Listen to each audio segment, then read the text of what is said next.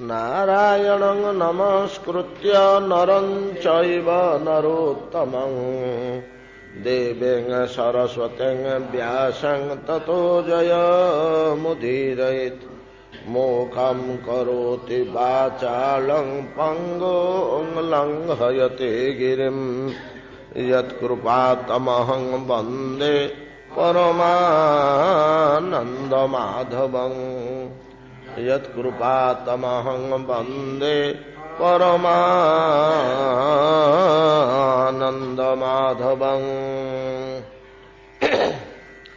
समरहणं यत्र निधाय कौशिक तथा बलिश्चाप जगतत्रयेन्द्रतां यद्वा विहारे व्रजजोषितां श्रमं स्पर्शेन सौगन्धिकगन्ध्यपानुदात् नमज्जुपेष्यत्यरिबुद्धिमच्युत कंसस्य दूता प्रहितोऽपि विश्वदृक् जोऽन्तर्बहिश्चेतस एतदीहितं क्षेत्रज्ञ ईख्यत्यमलेन चक्षुषा अप्यङ्घ्रिमूले वहितं कृताञ्जलिं मामेक्षिता सस्मितम् आर्द्रया दृशा सपद्यपध्वस्त समस्त किलबिषो बूढामुदङ्बितविशङ्कोर्जितां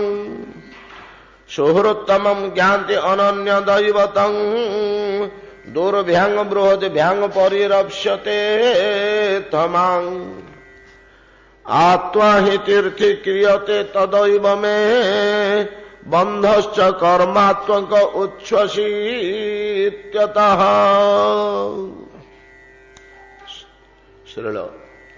श्रीपाद शुकदेव गोस्वामी कहते महाराज परीक्षित अक्रूरंकर हरिस्मरण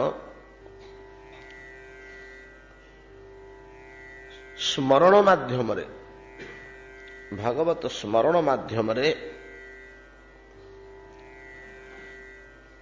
मनर चिंतन केवल मन जदि भगवान को चरणारविंदर अर्पित हो पारुछि कर्मेन्द्रिय मानक द्वारा आचरित कर्म जहा हेले मध्य तार कौनसी कुप्रभाव भगवान ग्रहण करुनाहांती कुकर्म समूह भगवान ग्रहण करुनाहांती किंतु अंतःकरण मन और बुद्धिर भाव को भगवान ग्रहण करती।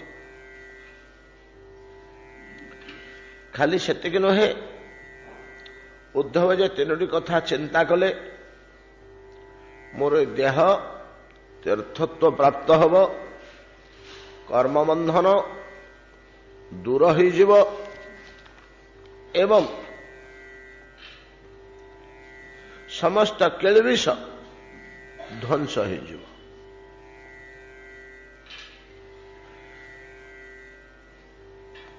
ताहले आमे आलोचना करि आसिछे जागतिक दृष्टि नहेले मध्य संपूर्ण पारमार्थिक प्रक्रिया रे थाई अक्रूर इहलोकर धर्मानुसारे निजर कलमश स्वीकार करुछंती निजर बंधन स्वीकार करुछंती और स्व देहर अपवित्रता स्वीकार करुछंती।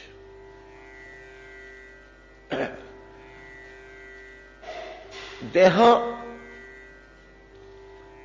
एवं कर्मेन्द्रिय समूह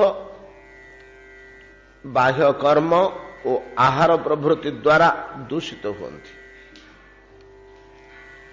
आहार शुद्ध सत्व शुद्धि सत्व शुद्धि हेले चित्त शुद्धि। थरे परिवार राजकाचार्य श्रीमद निगमानंद सरस्वती महाराज आसामर उकलामुखी आश्रम को जाउथिबा समय रे ସେତେବେଳେ ତ ରାସ୍ତାଘାଟ ପୋଲ ପ୍ରଭୃତି ନଥିଲା। ଆସାମର ବଡ଼ ବଡ଼ ପାର୍ବତ୍ୟ ନଦୀମାନଙ୍କରେ ନୌକାରେ ଆରପଟକୁ ପାର ହେବାକୁ ହୁଏ। ଆସାମର ନଦୀଗୁଡ଼ିକ ପ୍ରଖର ସ୍ରୋତା, ପାର୍ବତ୍ୟ ପ୍ରଦେଶରେ ପ୍ରବାହିତା, ପର୍ବତର ପାଦମୂଳରେ ରହିଛନ୍ତି। ତେଣୁ ସେଠି ନୌକା ସଞ୍ଚାର ସହଜ ନୁହେଁ। ତୀକ୍ଷ୍ଣ ସ୍ରୋତ, ପାହାଡ଼ ଉପରୁ ଗଡ଼ି ଆସୁଛି ନଦୀ, ଆଉ ପ୍ରଚୁର ପଥର ପାର୍ବତ୍ୟ ଶଯ୍ୟା ଯୋଗୁଁ ନଦୀ ଶଯ୍ୟାରେ ପଡ଼ୁଛି। ତେଣୁ କେଉଁଠି ପାର ହୁଅନ୍ତି, ଗୋଟିଏ ଗୋଟିଏ ଜାଗାରେ ହ୍ରଦାକାରରେ ଯେଉଁଠି ଜଳ ରହିଯାଇଥାଏ, ଏକ ପ୍ରକାର ସ୍ଥିର ଅବସ୍ଥାରେ, ସେ ଟିକେ ଚଉଡ଼ା ହେଲେ ମଧ୍ୟ ସେହି ସ୍ଥାନମାନଙ୍କରେ ଡଙ୍ଗା ଥାଏ, ନଦୀ ପାର ହୋଇ ଆରପଟକୁ ଯାଆନ୍ତି। ଅତ୍ୟନ୍ତ ଗଭୀର ନଦୀଗୁଡ଼ିକ ଆଉ ପ୍ରଖର ସ୍ରୋତ, ତେଣୁ ହ୍ରଦାକାରରେ ଯେଉଁଠି ଜଳ ଜମି ଯାଇଥାଏ, ଟିକେ ଚଉଡ଼ା ଜାଗା ଉପତ୍ୟକା ପାଇ ସେଇଠି ପାର ହୁଅନ୍ତି। ଦୀର୍ଘ ସମୟ ଲାଗେ। ନୌକାରେ ପାର ହେଉଛନ୍ତି। ନିଗମାନନ୍ଦଜୀ ଗୋଟିଏ ଆସନ ପଡ଼ିଛି, ଆସନ ଉପରେ ବସିଛନ୍ତି। ଜଣେ ଆସାମୀ, ଆସାମର ବ୍ରାହ୍ମଣ, ସେ ପହଞ୍ଚିଲେ। ସେ ନୌକାରେ ପାର ହେଉଛନ୍ତି। ସେ ପଚାରିଥିଲେ, ଯେତେବେଳେ ଶୁଣିଲେ ନିଗମାନନ୍ଦଜୀ ବୋଲି, ସେତେବେଳକୁ ନିଗମାନନ୍ଦଜୀଙ୍କ ନାମ ପ୍ରଖ୍ୟାତ ଉତ୍ତର ଭାରତରେ। ଯେତେବେଳେ ପଚାରିଲେ, ପ୍ରଣାମ କଲେ, ପଚାରିଲେ, ମହାରାଜ ଆପଣ କ'ଣ ମୋଟେ ଅନ୍ନ ଆହାର କରୁନାହାନ୍ତି? ଅନ୍ନ ଆହାର କରୁନାହାନ୍ତି?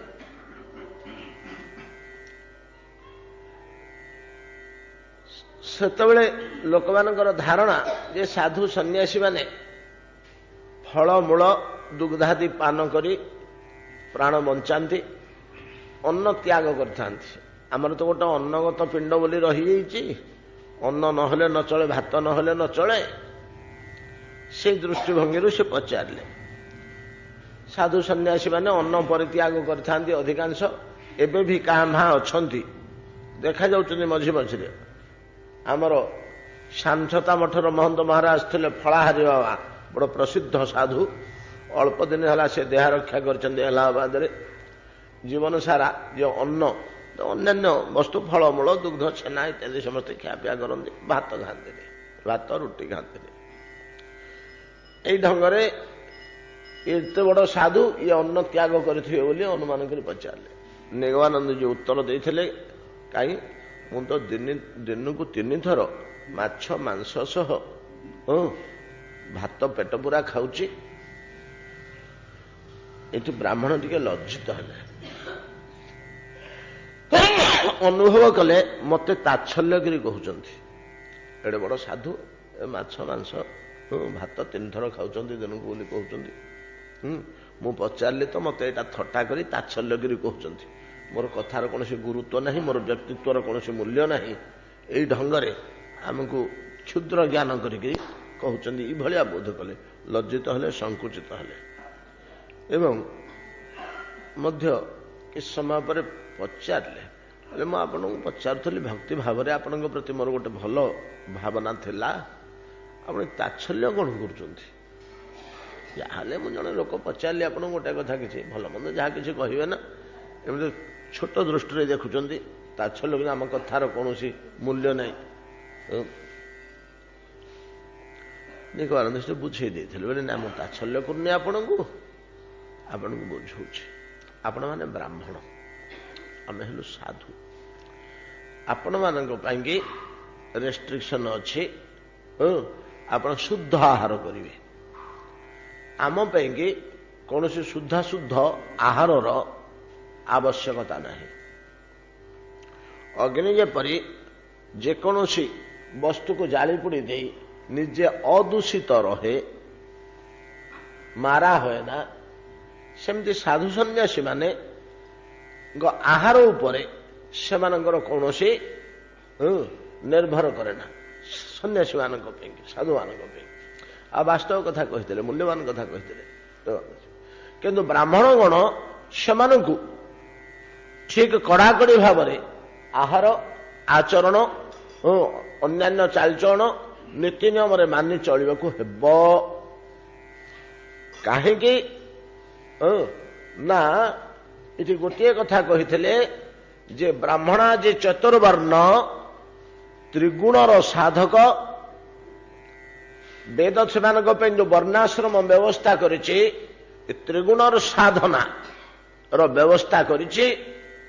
ସାଧୁ ସନ୍ନ୍ୟାସୀ ମାନେ ନିସ୍ତ୍ରୈଗୁଣ୍ୟର ସାଧକ, ଗୁଣାତୀତ ଅବସ୍ଥାର ସାଧକ। ଏମାନେ ଗୁଣତ୍ରୟରୁ ଊର୍ଦ୍ଧ୍ୱକୁ ଯିବା ପାଇଁ ଚେଷ୍ଟା କରିବେ। ଗୁଣାତୀତ ବା ତ୍ରିଗୁଣାତୀତ, ଗୁଣ ତିନି ତ ସତ୍ୱ ରଜ ତମ, ତ୍ରିଗୁଣାତୀତ। କିନ୍ତୁ ବ୍ରାହ୍ମଣାଜୀ ଚତୁର୍ବର୍ଣ୍ଣ ଏମାନେ ତିନି ଗୁଣର ସାଧକ। ତିନି ଗୁଣ କଣ? ତାମସ, ରାଜସ ଓ ସାତ୍ବିକ ଗୁଣତ୍ରୟ ଅଛି। ତାମସ ଗୁଣ ଅନେକ କୁପ୍ରବୃତ୍ତି ପ୍ରଦାନ କରେ। ନିଦ୍ରା, ଆଳସ୍ୟ, କଳହ, ଅଜ୍ଞାନ, ଭ୍ରମ, ପ୍ରମାଦ ଏମିତି ଗୁଡେ ଏଗୁଡାକ ସବୁ ତାମସ ଗୁଣ ଦିଏ। ରାଜସ ଗୁଣ, ତାମସ ଗୁଣ କ୍ରୋଧ ମଧ୍ୟ ଦିଏ। ରାଜସ ଗୁଣ ଟିକେ ତା ଉପରକୁ ଏତେ ତଳ ଜିନିଷ ଦିଏନି, ତଥାପି ମନ୍ଦ ଜିନିଷ ଦିଏ। ଅତି ଲୋଭ, ଅତି ହିଂସା, ବିଦ୍ୱେଷ, କୁଟିଳତା, ସ୍ୱାର୍ଥପରତା, ପରାର୍ଥେ ଚିନ୍ତା ନାହିଁ, ତ୍ୟାଗ ନାହିଁ, ଏଗୁଡିକ ସବୁ ଭୋଗ ବିଳାସ ଏମିତିକା ଜିନିଷ ଗୁଡ଼ିଏ ରାଜସ ଗୁଣ ଦିଏ। ସେ ମହାଭୋଗୀ ହେବାକୁ ଚାହିଁବ, ବିଳାସରେ ରହିବାକୁ ଚାହିଁବ, ତାର ହିଁ ସ୍ୱାର୍ଥ ସିଏ ଦେଖିବ। ଆଉ କାହାର କଣ ଜଳି ପୋଡ଼ି ଯାଉ ସେ ପ୍ରତି ତାର ଚିନ୍ତା ନାହିଁ। ନିଜର ସବୁ ଠିକ ଠାକ ଅଛି ତ ସେ ଭଲ। ଏବଂ ଅତ୍ୟନ୍ତ ଲୋଭ, କ୍ରୋଧ, ହିଂସା, ବିଦ୍ୱେଷ, କୁଟିଳତା ଏ ସମସ୍ତ ଗୁଣ ଗୁଡାକ ରଜଗୁଣ ଦିଏ। ସତ୍ୱଗୁଣ କଣ ଦିଏ? ସତ୍ୱଗୁଣ ଦିଏ ଜ୍ଞାନ, ଭକ୍ତି, ଶ୍ରଦ୍ଧା, ପରୋପକାର, ସେବା, ଉଦାରତା, ନିଷ୍କପଟତା, ଏ ସମସ୍ତ ଗୁଡ଼ିକ ଆହୁରି କେତେ ଗୁଡ଼ିଏ ଜିନିଷ ଦିଏ। ସାତ୍ୱିକ ଗୁଣ ଯେଉଁ ପଦାର୍ଥ ଗୁଡ଼ିକ ଦିଏ ସେଗୁଡ଼ିକ ଗୀତାରେ ଜ୍ଞାନ ହିସାବରେ ବର୍ଣ୍ଣନା କରାହେଇଛି। 20ଟି ସଂଖ୍ୟା ଆକାରରେ ଦିଅ।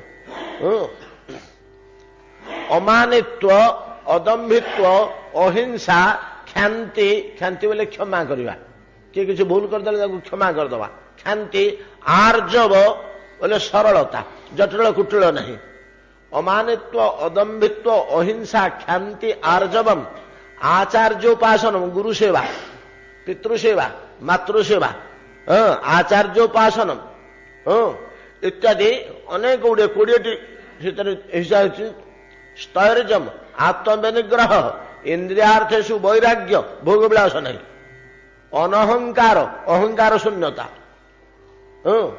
ଜନ୍ମ ମୃତ୍ୟୁ ଜରା ବ୍ୟାଧି ଦୁଃଖ ଦୋଷାନୁଦର୍ଶନ ଇତ୍ୟାଦି 20ଟି ଭଲ ଗୁଣ ଦିଏ। ଏହାକୁ ଜ୍ଞାନ ବୋଲିକିରି କୁହାଯାଇଛି। ତେବେ ବେଦଙ୍କର ଏହି ନିର୍ଦ୍ଦେଶ ଯେ ବୈଦିକ ନୀତିରେ ତ ବର୍ଣ୍ଣାଶ୍ରମ ଧର୍ମ ପାଳିତ ହୁଏ, ବେଦର କର୍ମ ପଦ୍ଧତିର ଊର୍ଦ୍ଧ୍ୱରେ ସନ୍ନ୍ୟାସୀମାନେ ଜ୍ଞାନକାଣ୍ଡର ଉପାସକ, ଚତୁର୍ବର୍ଣ୍ଣ କର୍ମକାଣ୍ଡର ଉପାସକ। କର୍ମକାଣ୍ଡ ବିପୁଳ ହୋଇଯିବାରୁ, ଅବୋଧ୍ୟ ଦୁର୍ବୋଧ୍ୟ ହୋଇଯିବାରୁ ତା ପାଇଁ ବୋଲି ଶ୍ରୁତି ଶାସ୍ତ୍ର ତିଆରି ହେଲା। ଶ୍ରୁତି ଅନୁସାରେ ସେମାନଙ୍କୁ ଚଳିବାକୁ ହେବ। ଶ୍ରୁତିରେ କେବଳ ଚତୁର୍ବର୍ଣ୍ଣର ଆଚରଣ ପଦ୍ଧତି, ଚାଳିଚଳନ ଓ ସାମାଜିକ ଜୀବନଯାପନର ବ୍ୟବସ୍ଥା ଲିପିବଦ୍ଧ ହୋଇଛି। ତେଣୁ ସ୍ମାର୍ତ ମତ ବୋଲିକିରି ରହୁଛି। ପରମାର୍ଥ ମତ କହିଲେ ଏ ଗୁଣାତୀତ ମତ, ସ୍ମାର୍ତ ମତ କହିଲେ ତ୍ରିଗୁଣର ଭିତରେ ଥିବା ମତ। ତେଣୁ ଚତୁର୍ବର୍ଣ୍ଣର କାର୍ଯ୍ୟ ହେଲା, ଦେବାନନ୍ଦ ବୁଝେଇ ଦଉଛନ୍ତି ଏଗୁଡ଼ିକ। ଚତୁର୍ବର୍ଣ୍ଣର କାର୍ଯ୍ୟ ହେଲା ଯେ ସାତ୍ୱିକ, ରାଜସ, ତାମସ ତିନିଟା ଆଗ ଗୁଣ ନେଇକିରି ଆମେ ଜନ୍ମ ହୋଇଛେ ସଂସାରରେ। ସମସ୍ତଙ୍କର ତିନିଟା ଆଗ ଗୁଣ ରହୁଛି, କିଛି କିଛି ରହୁଛି। ତିନିଟାକ ମିଶାମିଶି ରହିବ। ଯାହାର ଟିକେ ତାମସ ଗୁଣ ବେଶୀ ସେ କଳହ ପ୍ରିୟ, ଝଗଡ଼ା କରିଦେବ ଚଟକିରି, କଟୁକ୍ତି କହିବ, ଅନ୍ୟମାନଙ୍କୁ ବଡ଼ କୁତ୍ସିତ ଭାବରେ ହିଂସା କରିବ, ଶତ୍ରୁତା କରିବ, ହାତ ଉଠେଇ ମାରି ପକେଇବ, ଚୋରି କରିବ, ମିଛ କହିବ, ବଦମାସି କରିବ, ସମାଜର ଅମଙ୍ଗଳ ଅକଲ୍ୟାଣ କରିବ। ଏଗୁଡ଼ା କହୁଛି ସବୁ ତାମସ ଟିକେ ଅଧିକା ରହିଗଲେ। ରଜସ ଗୁଣ ଯାହାର ଟିକେ ବେଶୀ, ସତ୍ୱ ଆଉ ତମ କମ, ସେ କେବଳ ତା ନିଜ କାର୍ଯ୍ୟରେ କର୍ମଠ ହିଁ ଲାଗି ରହିବ, 24 ଘଣ୍ଟା ଖଟିବ, ବିପୁଳ ସମ୍ପତ୍ତି ରୋଜଗାର କରିବ, ବହୁତ ଭୋଗ ବିଳାସ କରିବ, ଧନ ସଞ୍ଚୟ କରିବ, ବଡ ମୁହଁକୁ ଚାହିଁବନି, କାହାକୁ ପଇସା ଟିକେ ଦେବନି। ଏଗୁଡ଼ା କହୁଛି ସବୁ ରଜଗୁଣର ଅଧିକା ଥିଲେ। ସତ୍ୱ ଗୁଣର ଅଧିକା ଥିଲେ ଦେବ ଦେବତା ମନ୍ଦିରକୁ ଦୌଡ଼ିବ, ପୂଜା ପାଠ କରିବ, ଦୁଃଖୀ ରୋଗୀଙ୍କୁ ଭଲ ମନ୍ଦ ଦେଖିବ, କାହାର ଦୁଃଖ ଦେଖିଲେ ଆହା ବୋଲି କହିବ। ଏଗୁଡ଼ା କହୁଛି ସାତ୍ୱିକ ଗୁଣ।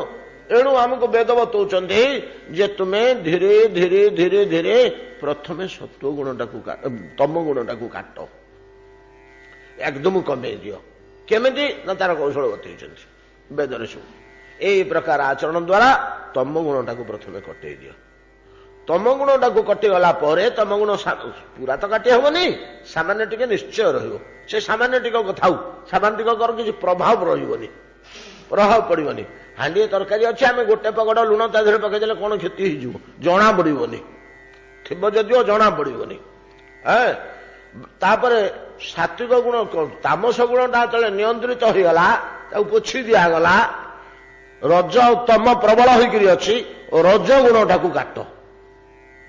ରଜ ଗୁଣଟାକୁ ଧୀରେ ଧୀରେ ଧୀରେ ଧୀରେ କାଟିବାକୁ ଚେଷ୍ଟା କର। ସତ୍ୱ ଗୁଣକୁ ବଢାଅ, ରଜ ଗୁଣକୁ କାଟ। ରଜ ଗୁଣ ଯେତେବେଳେ ମିନିମାଇଜ ହେଇଯିବ, ବହୁତ କମ ହେଇଯିବ, ତମ ଆଉ ରଜ କମିଗଲା, ସତ୍ୱ ଗୁଣଟି ପ୍ରବଳ ହେଇକରି ରହିଲା ଯଥେଷ୍ଟ ପରିମାଣରେ। ଧନ୍ୟ ଶତକଡ଼ା 90 କି 92 ଅଛି ସତ୍ୱ ଗୁଣ, 4 କି 5 ଅଛି ରଜ ଗୁଣ, 2 କି 3 ଅଛି ତମ ଗୁଣ। ଏ ଅବସ୍ଥାରେ ଯେ ଲୋକଟି ଅଛି ତାକୁ ବ୍ରାହ୍ମଣ କୁହାଯାଏ। ସେ ବ୍ରାହ୍ମଣ ଅବସ୍ଥାକୁ ଆସିଲା। ତାପରେ ତମର ପ୍ରଭାବ କିଛି ନାହିଁ, ରଜର ଲକ୍ଷଣ ଗୁଣ ଗୁଡାକ କିଛି ରହିବନି। ସାତ୍ୱିକ ଗୁଣ ଗୁଡିକ ଯାହା ସବୁ ଗୀତା ବତେଇଲେ, ଆମେ ଆଲୋଚନା କଲେ, ଏଗୁଡିକ ପ୍ରବଳ ଭାବରେ ରହିବ। ଏ ଅବସ୍ଥାକୁ ଆସିଲା ପରେ ଭଗବାନଙ୍କ ଚରଣାରବିନ୍ଦରେ ମନ ସୁଦୃଢ ଭାବରେ ଲାଗିବ। ତାର ପରମାର୍ଥ ଜଗତ ପ୍ରତି, ବୈକୁଣ୍ଠ ପ୍ରତି, ଗୋଲକ ପ୍ରତି, ଭଗବାନଙ୍କ ପ୍ରତି, ମୁକ୍ତି ପ୍ରତି ଲୋଭ ଆସିବ, ଭକ୍ତି ପ୍ରତି ଲୋଭ ଆସିବ। ତମ ରଜ ଅବସ୍ଥାରେ ଥିବା ପର୍ଯ୍ୟନ୍ତ ମୁକ୍ତି ଭକ୍ତି ଅଯଥା କଥା କାହିଁକି ହୋ? ଖାଇ ପି ଟିକେ ଆନନ୍ଦରେ ଜୀବନ ବିତାଅ, ବାସ୍ତବ କଥା ଦେଖ। ଏଗୁଡ଼ା କି ଗୋଟେ ଗୁଲି ଗପ? ଏଇଭଳିଆ ଧାରଣା ତାର ସୃଷ୍ଟି ହବ, ଲୋଭ ଆସିବା ଦୂରେ ଥାଉ, ଗ୍ରହଣ ହିଁ କରିପାରିବନି। ଆଉ ତମ ଗୁଣ ପ୍ରଧାନ ବ୍ୟକ୍ତି ତ ସମ୍ପୂର୍ଣ୍ଣ ଅଜ୍ଞାନ, ଏଗୁଡାକରେ କିଛି ବୁଝିବନି କି ଆ ବିଷୟରେ କିଛି ମତାମତ ବି ଦେବନି, ତା କାନରେ ଗୁଡା ପଶିବନି। এই ପ୍ରକାର ଭାବରେ এই ତିନୋଟି ହେଲା ତ୍ରିଗୁଣର ସାଧନା। ସତ୍ୱଗୁଣ ଯେତେବେଳେ ପୂର୍ଣ୍ଣ ଭାବରେ ଆସିବ, ରଜତମ ପୁରାପୁରି କଟିଯିବ, ତାପରେ ନିସ୍ତ୍ରୟ ଗୁଣ୍ୟର କଳ୍ପନା ସେ କରିବ, ଯେମିତି ଗୁଣ ତିନିଟାରୁ ସେ ଉର୍ଦ୍ଧ୍ୱକୁ ପଳେଇବ, କୋଉ ଗୁଣଟା ହେଲେ ଆଉ ତା ପାଖରେ ରହିବନି। ନିସ୍ତ୍ରୟ ଗୁଣର ସାଧନା ଦ୍ୱାରା ମୁକ୍ତି ଓ ଭକ୍ତି ଏ ଦିଟା ଲାଭ ହୁଏ। ଏକ ମୁକ୍ତି ନା ତ ଭକ୍ତି। ନିଜର ଉପାସନା ପଦ୍ଧତି ଅନୁସାରେ ନିରାକାର ଉପାସନା କଲେ ମୁକ୍ତି ମିଳିଯାଏ, ନିସ୍ତ୍ରୟ ଗୁଣ୍ୟର ସାଧକ, ଏବଂ ଭକ୍ତି ମିଳିଯାଏ ସାକାର ଈଶ୍ୱରଙ୍କର ଉପାସନା କଲେ। ନିରାକାର ଉପାସନା କଲେ ମୁକ୍ତି, ସାକାର ଉପାସନା କଲେ ଭକ୍ତି। ନିସ୍ତ୍ରୟ ଗୁଣର ସାଧକ, ଯିଏ ନିସ୍ତ୍ରୟ ଗୁଣର ସାଧକ, ତାର ଗୁଣ ତିନିଟା ଅର୍ଥାତ୍ ଦେହ ସମ୍ବନ୍ଧୀୟ ଗୁଣତ୍ରୟ ନଥିବାରୁ ତାର ଆହାର ବିହାର ଉପରେ କୌଣସି ବିଚାର କରାଯାଏ ନା, କୌଣସି ଆହାର ତାର କିଛି କ୍ଷତି କରିପାରେ ନା। ଅତଏବ ଅକ୍ରୂର ବର୍ତ୍ତମାନ ଯୋଉ ତିନୋଟି କଥା କହିଲେ, ଏ ତିନୋଟି ଯାକ ଦେହ ବନ୍ଧନର କଥା, ଏଗୁଡିକ ତାଙ୍କ ପାଖରେ ଲାଗିବା କଥା ନୁହଁ। କିନ୍ତୁ ଯେହେତୁ ମର୍ତ୍ତ୍ୟ ଧର୍ମ ପାଳନ କରିବାକୁ ଆସିଛନ୍ତି, କିଛି କିଛି ପଙ୍କରେ ପଶିକିରି ଆମକୁ ଆରପଟକୁ ଯିବାକୁ ହବ, ନିଶ୍ଚୟ ପାଦରେ କିଛି ପଙ୍କ ଲାଗିଯିବ। ସଂସାର ଭିତରକୁ ଓହ୍ଲେଇବାକୁ ହେଇଛି, ହଉ ପଛେ ଭଗବାନଙ୍କ ସେବା, କିନ୍ତୁ ସଂସାର ଭିତରେ ଦେଇ ସେବା। संसार भितर रही जगत भितर रही रक्त मांसमय पार्थिव देह धारण करी सेवा सेवा किंतु रक्त मांसमय देह धारण करिथिबारु पंच महाभूतर जे धर्म से धर्म रे मोर किछि कलमश हो जाइछि कर्मेन्द्रिय माने किछि अपकर्म करि पकैछन्ति हमर देहटा अपवित्र हो जाइछि आहार विहार द्वारा अपवित्र हो जाइछि विभीषण जेतेबेले लंकारे रहिथिले सेठी से कहिछन्ति गोटे जगार कहिछन्ति किंतु मोर तो आहार विहार ओ शरीर तीनटा आसुरी या भीतर दे मु परमार्थ निर्वाह करी केमिति भजन जाजन करी केमिति तो कौन सहज संभव विभीषण कथा दूरे था रावण निजे कही गोटे जगार रावण निजे गोटे जगार कही ये देहटार कौन हरिभजन हम ए देहटार हरिभजन हेनी ए देहटार जो शूर्पणखा नाक कान काटिक आसिक पहुंचीगला कहला एमती राम लक्ष्मण बोलिक दुई जन भाई आसछन्ति बड़ योद्धा तांग साथी गोटे कन्याटी अच्छी से कन्याटी परमा सुंदरी भाई रे तू पे से कन्याटी आनी बोली मु भाबुथली बिहे नृत्य आसी रंभा उर्वशी तू आगे देखिछि बनिता मणि दासी पदे नगणी मो मन रखिछि बोली शूर्पणखा कहला एडे सुंदर झीटीए जे तू आगे रंभा उर्वशी से नृत्य कर कौन देखुनी ये रंभा उर्वशी प्रभृति नायिका गुड़ाक से झीटीर दासी की समान हेनी से एडे सुंदरी एडे रमणिया से कन्याटी आनी था भाई तो पे बोली भाई मत नाक कान काटिदेले ये मन मन चिंता कर बहुत कथा से भर तो गला बुझे बाझे स्वप्न को पठे दे रावण चिंता कौन चिंता करुच्ची कौन होला ये तीनटा जो मरीगले राम को बाण रे खर दूषण त्रिशिरा ये तीनटा लोक को से कैंप रे रखी तो टाणुआ लोक तीनटा ये तीनटा को बद्ध करी मो भौणीर नाक कान काटी पकैले खर दूषण मो समबलवाना तीन के हते बिनु भगवान मनरे विचार करुच्ची खर दूषण मो समबलवान मो भलिया बलवान से दी जन से दीटा को किए से हत्या करुच्ची माने भगवान को छड़ा तो किए मारी पारिबनी केते कथा से कही तो ये केतेबेले हेले इंद्र तो भयर कोठी लुचिचंदी से आसबेनी मो ना शुणिले डरंती तांक कथा छाड़ दियो बाकी ब्रह्मा आउ शंकर शिव आउ विष्णु ये तीन जन एमाने मध्य समस्ते मो ना जानिचंती एमाने केही हेले मते जानते मु वीर पुरुष बोली मो भौणी उपरे ये अत्याचार करनथिबे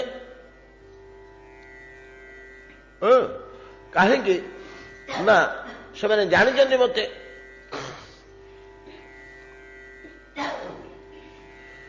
तबे किए से कार्य कला आउ कौन भगवान अवतीर्ण हो गले मन मन विचार करुच्ची एका आउ कौन भगवान अवतीर्ण हो गले पदटा मोर मन पड़ुनी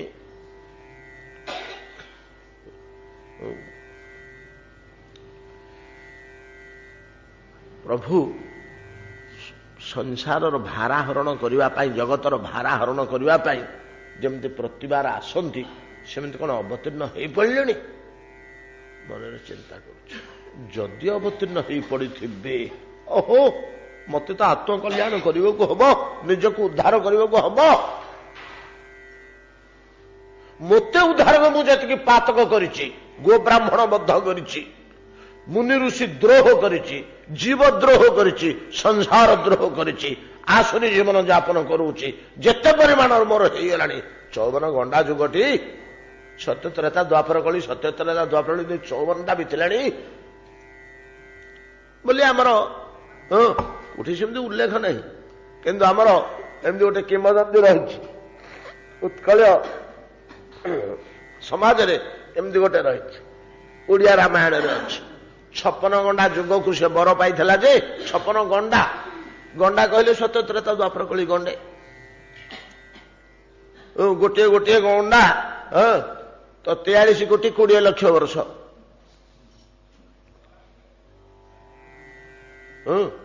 এই ପ୍ରକାର ଭାବରେ ସେ 54 ଗଣ୍ଡା କମ୍ପ୍ଲିଟ କଲାଣି। ଏ ଭିତରେ କେତେ ପାତକ କଳମସ ମୋର ଜମା ହେଇଗଲାଣି।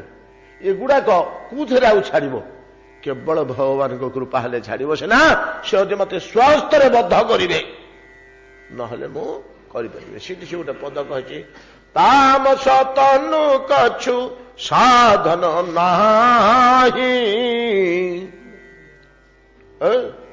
ସେ ରାବଣ ମନେ ମନେ ଚିନ୍ତା କରୁଛି, ତାମସ ତନୁ କଛୁ ସାଧନ ନାହିଁ। ଏଟା ତାମସ ତନୁ ହେଇଗଲା ମୋର। ମୁଁ ତ ତାମସ ତନୁଟେ ନେଇ ଜନ୍ମ ହେଲି, ଦେହଟେ ନେଇ ଜନ୍ମ ହେଲି, ତାମସ ଆହାର ବିହାର ଗୁଡେ କଲି। ଆଉ ଏଇ ଦେହଟାରେ ମୁଁ କେମିତି ହରିଭଜନ କରିବି? ଏ ଦେହଟାରେ ହରିଭଜନ ତ ହବନି। ଏଇ ଦେହଟାକୁ ଯଦି କେବଳ ଭଗବାନଙ୍କ ବାଣ, ସେ ପାତକକୁ ସିନା କଳମସ କରିବ। ଭଗବାନଙ୍କର ମୃତ୍ୟୁ କାଳରେ ତାହାଙ୍କର ଦର୍ଶନ, ଯଦି ଭଗବାନଙ୍କ ବାଣରେ ମୁଁ ବଦ୍ଧ ହେବି, ତାହାଙ୍କ ବାଣ ତ ମୋ ପ୍ରତି ପ୍ରହାର ହବ ଏବଂ ମୁଁ ସେତେବେଳେ ତାଙ୍କୁ ଚାହିଁ ଚାହିଁକିରି ପ୍ରାଣ ତ୍ୟାଗ କରିବି। ନାଇଁ କି? ଏଟା କମ କଥା ନୁହେଁ। ଭଗବାନଙ୍କୁ ଚାହିଁ ଚାହିଁ ପ୍ରାଣ ତ୍ୟାଗ କରିବା କି ସହଜ କଥା କି? ଜନମ ଜନମ ମୁନି ଯତନ କରାହି, ଅନ୍ତରାମ କହି ଆବତ ନାହିଁ। ଭଗବାନଙ୍କ ନାମଟା ମନେ ପଡୁନି ସେତେବେଳେ। ଭଗବାନଙ୍କୁ ସାମ୍ନାରେ ପ୍ରତ୍ୟକ୍ଷ ଦେଖି ଦେଖି ଦେହ ତ୍ୟାଗ କରିବା ଇଏ କମ ସୌଭାଗ୍ୟର ଫଳ ନୁହେଁ। ପ୍ରୟାଣ କାଳେ ମନସା ଚଳେନ ଭକ୍ତା ଯୁକ୍ତ ଯୋଗ ବଳେନ ଚୈବ ଭ୍ରୁବୋର ମଧ୍ୟ ପ୍ରାଣମ ଆବେଶ ସମ୍ୟକ ସତଙ୍ଗ ପରଙ୍ଗ ପୁରୁଷଙ୍ଗ ଉପୈତି ଦିବ୍ୟଂ। ପ୍ରୟାଣ କାଳେ ମୃତ୍ୟୁ ସମୟରେ ପ୍ରାଣକୁ ଆକର୍ଷଣ କରି ନେଇ ଭ୍ରୁ ମଧ୍ୟରେ ରଖି ଭଗବାନଙ୍କୁ ଚିନ୍ତା କରିକି ଦେହ ତ୍ୟାଗ କରିଦେଲେ ସିଦ୍ଧା ବ୍ରହ୍ମଲୀନ ହେଲା ବୋଲି ବାକ୍ୟରେ କହୁଛନ୍ତି। ସ୍ମରଣରେ ଆଇ ତ ପ୍ରତ୍ୟକ୍ଷରେ ଦେଖୁଛି, ଚର୍ମ ଚକ୍ଷୁରେ ଦେଖୁଛି। ସ୍ମରଣରେ ଯଦି ଏତିକି ଲାଭ ହଉଛି, ସତଙ୍ଗ ପୁରୁଷଙ୍ଗ ଉପୈତି ଦିବ୍ୟମ୍, ଏ ଦିବ୍ୟ ଭାବକୁ ପ୍ରାପ୍ତ ହୁଏ, ଆଉ ତାର ଜନ୍ମ ମୃତ୍ୟୁ ନାହିଁ।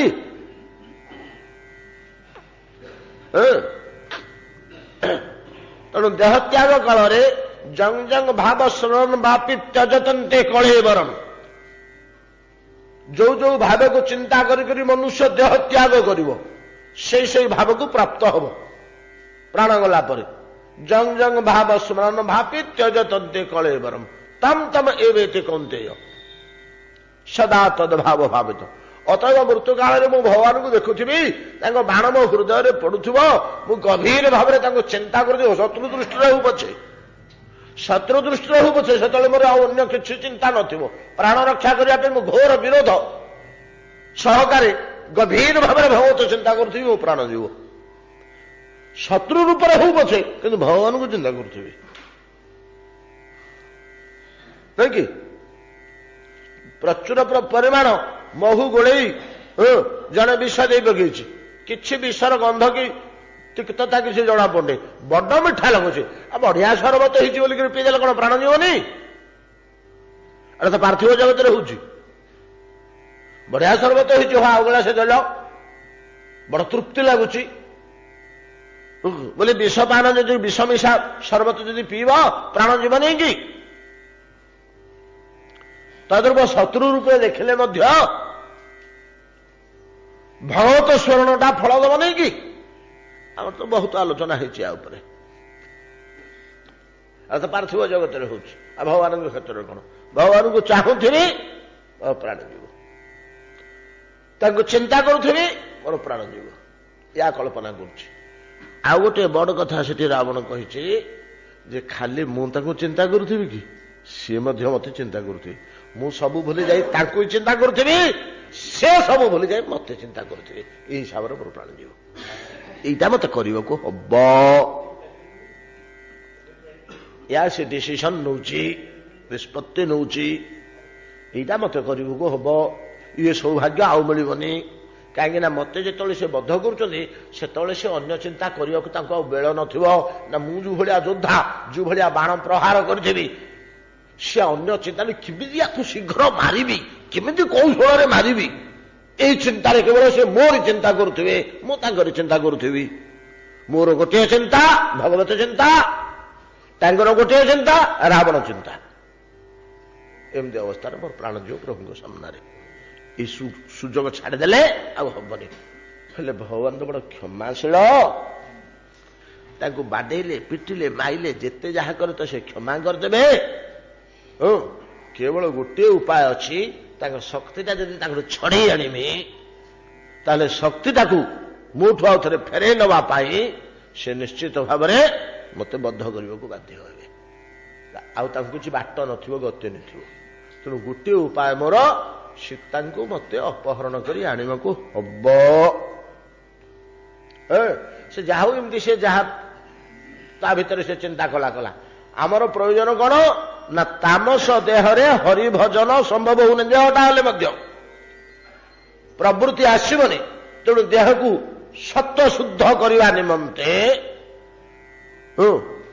ଶୁଦ୍ଧ ଦେହ ସାତ୍ବିକ ଭାବନ କରିବା ନିମନ୍ତେ ବର୍ଣ୍ଣାଶ୍ରମ ଧର୍ମାନୁସାରେ ଆଚରଣ ଯାହା ବତେଇଛନ୍ତି, ଆମେ ଯାହା ଆଲୋଚନା କଲେ ସେହା କରିବାକୁ ହବ।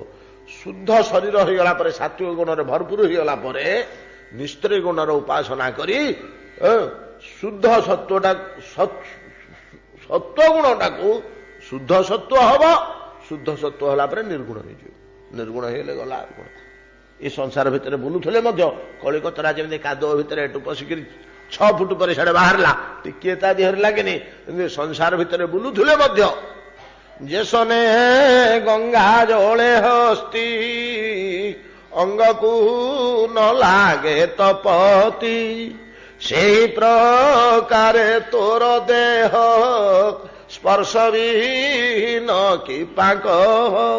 ଏ ସଂସାର ଭିତରେ ଆମେ ସମସ୍ତେ ଘୋର ତାପାନଳରେ ଜଳୁଛୁ। ୟା ଭିତରେ ତୋତେ କେମିତି ତାତି ବାଜୁନି? ତୁ ବି ତ ଆମରି ଭଳିଆ ବୁଲୁଛୁ। ଅବଧୂତଙ୍କୁ ପଚାରୁଛନ୍ତି ଯଦୁରାଜା। ଅବଧୂତଙ୍କୁ ଯଦୁରାଜା ପଚାରୁଛନ୍ତି। ଅବଧୂତ କେତେ ଗୁଡ଼ିଏ କଥା କହିଛନ୍ତି ସେ ବିଷୟରେ। ଅତଏବ ଇଏ ହଉଛି ସ୍ତ୍ରୀଗୁଣ ଆଉ ନିସ୍ତ୍ରୀ ଗୁଣର ଉପାସନା। ତେବେ ନିସ୍ତ୍ରୀ ଗୁଣର ବ୍ୟକ୍ତିଗଣ ଯେତେବେଳେ ଦେହ ଧାରଣ କରନ୍ତି ମର୍ତ୍ତ୍ୟରେ ଆସି, ଦେହଟା ତ ପାଞ୍ଚଭୌତିକ ହୋଇଯାଏ, କିଛି କିଛି କଳମସ ସେମାନେ ସ୍ୱୀକାର କରନ୍ତି। সেই କଳମସ ଗୁଡ଼ିକ ଆଜି ମୋର ଭାଗବତ ଦର୍ଶନ ସ୍ପର୍ଶରେ ବିଦୂର ହୋଇଯିବ, ଦୂର ହୋଇଯିବ, ମୁଁ ପବିତ୍ର ହୋଇଯିବି ବୋଲି ଅକ୍ରୂର ମନରେ ଖୁବ୍ ବଡ଼ କଳ୍ପନା କରିଛନ୍ତି। ପରବର୍ତ୍ତୀ ବାକ୍ୟରେ କହୁଛନ୍ତି, ମୁଁ ତ ଭଗବାନଙ୍କ ପାଦ ତଳେ ପ୍ରଣତ ଅବସ୍ଥାରେ ଥିବି କୃତାଞ୍ଜଳି ପୁଟରେ। ସେ ମତେ ଉଠ ଉଠ ବୋଲି କହି ପରିଶେଷରେ ବାହୁରେ ଆଲିଙ୍ଗନ କରି ଜବରଦସ୍ତି ତୋଳୁଥିବେ, ଉପରକୁ ଉଠଉଥିବେ। ପ୍ରଭୁଙ୍କର ନିବିଡ଼ ସ୍ନେହାଲିଙ୍ଗନ ତ ମୁଁ ପାଇବି। ଯେତେବେଳେ ମତେ ଜାବୁଡ଼ି କରି ଧରିବେ ଦୁଇ ବାହୁରେ, ଆନନ୍ଦ କନ୍ଦ ଭଗବାନ ସଚ୍ଚିଦାନନ୍ଦମୟ ବାହୁରେ ଯେତେବେଳେ ମତେ ଜାବୁଡ଼ି କରି ଧରିବେ, ମୁଁ ତ କୃତାଞ୍ଜଳି ପୁଟରେ ପାଦ ତଳେ ଥିବି। ଲବ୍ଧାଙ୍ଗ ସଙ୍ଗାଙ୍ଗ ପ୍ରଣତମ କୃତାଞ୍ଜଳି ମାଂ ବକ୍ଷତେ କ୍ରୂରତତେ ତ୍ୟୁରୁଶ୍ରବା ତଦା ବୟଂ ଜନ୍ମ ଭୃତୁ ମହୀୟସା ନୈବାଦୃତ ଯୋଧିଗମୁଷ୍ୟ ଜନମତତ୍।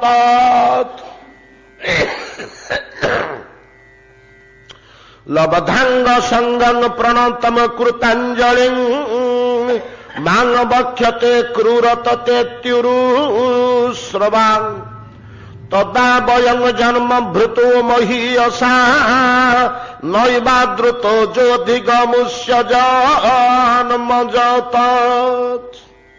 କଣ କହୁଛନ୍ତି ଶ୍ଲୋକରେ ଠାକୁର ମହାଶୟ? ଶୁଣନ୍ତୁ ମନୋଯୋଗ ଦେଇ।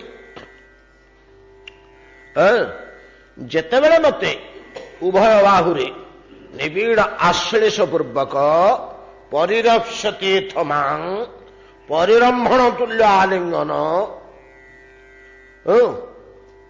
ପରିରମ୍ଭଣ ଯେଉଁ ଜାତୀୟ ଆଲିଙ୍ଗନ, ତଦୃଶ ଆଲିଙ୍ଗନ ଆମେ ଆଲୋଚନା କରିଛେ ତା ଉପରେ, ପରିରମ୍ଭଣ ଉପରେ। ତ ତଦୃଶ ଆଲିଙ୍ଗନ କରି ଯେତେବେଳେ ମତେ ঊର୍ଦ୍ଧ୍ୱକୁ ତୋଳିବାକୁ ଚେଷ୍ଟା କରିବେ ଭଗବାନ ତାଙ୍କର ବିପୁଳ ବାହୁରେ, ସେତେବେଳେ କଣ ହବ? ନା ମୁଁ ପ୍ରଭୁଙ୍କର ବକ୍ଷ ଦେଶକୁ ଆଉଜି ପଡ଼ିବି, ସେ ମତେ ଜାବୁଡ଼ିକିରି ଧରିବେ, ମୁଁ ତାଙ୍କୁ ଜାବୁଡ଼ିକିରି ଧରିବି। ଲବ୍ଧାଙ୍ଗ ସଙ୍ଗମ, ଭଗବାନଙ୍କ ସହିତ ମୋର ଅଙ୍ଗ ସଙ୍ଗ ହେଇଯିବ। ଭଗବାନଙ୍କ ଶ୍ରୀଅଙ୍ଗରେ ମୋର ଏଇ ଅପବିତ୍ରାଙ୍ଗ ତ ବିଜଡ଼ିତ ହେଇ ରହିବ। ଭଗବାନଙ୍କର ଅଙ୍ଗ ସଙ୍ଗ ଜନିତ ସୁଖ ସ୍ପର୍ଶ ମୁଁ ପାଇଯିବି। ସେଇ ସ୍ତରରେ ତ ଅଛନ୍ତି। ଧୀରେ ଧୀରେ ଧୀରେ ଧୀରେ ଊର୍ଦ୍ଧ୍ୱକୁ ଉଠି ତ ବ୍ରଜାଙ୍ଗନା ମାନଙ୍କ ସ୍ତରରେ ଯାଇ ରହିଛନ୍ତି। ତା ଉପରକୁ ତ ଆଉ କିଛି ସ୍ତର ନାହିଁ। ଆମ ମୁନି ଋଷିମାନେ ଆଉ କିଛି ସନ୍ଧାନ ପାଇନାହାନ୍ତି କି ତାର ସୂଚନା ଦେଇନାହାନ୍ତି ଆଉ କଣ ଅଛି ବୋଲି। ଗୋଟେ ଭକ୍ତ ଆମର ଦାସିଆ ବାଉରୀ ଭଳିଆ ନଡିଆ ଦବାଠୁ ଆରମ୍ଭ କରି, ଅବଶ୍ୟ ତା ନଡିଆ ନେଲେ ଜଗନ୍ନାଥ ହାତ ବଢେଇକିରି ଆମ ନଡିଆ ନେଉନାହାନ୍ତି, ଆମେ ଦେଇଦେଇ ଆସୁଛୁ। ସେ ନେଲେ କି ନାହିଁ ସେ ଉପରେ ଆମେ ଆଉ ଲକ୍ଷ୍ୟ ରଖିନୁ, ଆମେ ଆମ କାମ ସାରିଦେଲୁ। ଏଇଟା ତ ହଉଛି କଣ ଗୋଟିଏ ପଟ। ଆଉ ଯେମିତି ରାବଣ କହିଲା, ଯେତେବେଳେ ମୋ ପ୍ରଭୁ ମୋତେ ବାଣ ପ୍ରହାର କରି ବଦ୍ଧ କରିବେ, ସେତେବେଳେ ତା ପୂର୍ବରୁ ଏମିତି ଆକ୍ରମଣଟେ ମୁଁ କରିଥିବି ଯେ ସେ ଖାଲି ବିକଳ ହଉଥିବ, ତାକୁ କେମିତି ଶୀଘ୍ର ମାରିବି।